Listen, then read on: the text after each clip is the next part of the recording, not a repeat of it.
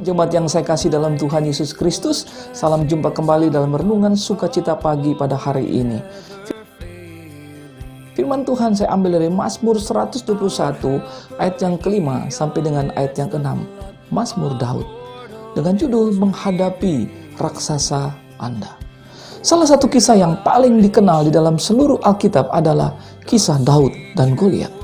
Ini adalah kisah kepahlawanan yang sering disampaikan kepada anak-anak untuk membantu mereka berani menghadapi musuh yang melawan mereka.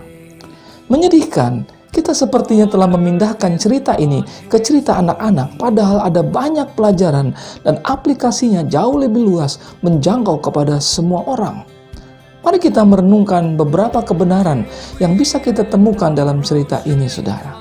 Ada beberapa kebenaran dari kisah Daud dan Goliat ini yang akan membantu kita dalam perjalanan Kristen kita sehari-hari. Salah satu kebenaran yang perlu kita sadari dan pahami adalah, sebagai anak Tuhan, Anda memiliki musuh. Musuh yang kepadanya kita berperang dan melawan. Musuh itu bukan daging dan darah, seperti yang dikatakan oleh Rasul Paulus dalam Efesus pasal yang ke-6 ayat yang ke-12. Dengan kata lain, musuh kita adalah musuh yang sama yang menyerang Yesus dalam Matius pasal yang ke-4. Itu adalah penguasa, otoritas, kekuatan dunia kegelapan, dan kekuatan spiritual kejahatan. Sederhananya, setan. Setan adalah musuh kita. Dia adalah raksasa kita dalam hidup kita. Sekarang ini, saudara, dia mungkin menggunakan seseorang. Dia mungkin menggunakan kondisi sosial, politik, ekonomi. Dan dia bahkan mungkin menggunakan kelemahan kita sendiri. Dia akan menggunakan secara maksimal untuk melemahkan kita, menakut-nakuti kita, bahkan merobohkan kita. Pertanyaannya adalah, bagaimana kita bisa mengatasi musuh kita ini? Musuh dan para raksasa yang datang melawan kita. Apa perspektif kita tentang musuh kita, saudara? Jangan pernah meremehkan kekuatan musuh. Waspada dan berjaga-jagalah.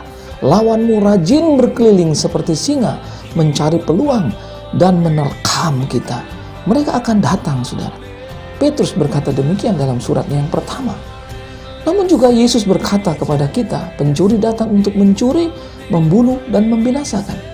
Aku datang supaya mereka mempunyai hidup dan hidup di dalam segala kelimpahan.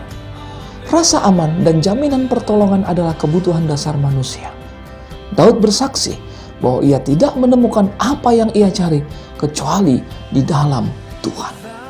Jaminan penjagaan Tuhan yang memberi rasa aman luar biasa, 24 jam setiap hari tanpa henti, dikatakan di dalam ayatnya yang ketiga sampai dengan ayat yang keempat.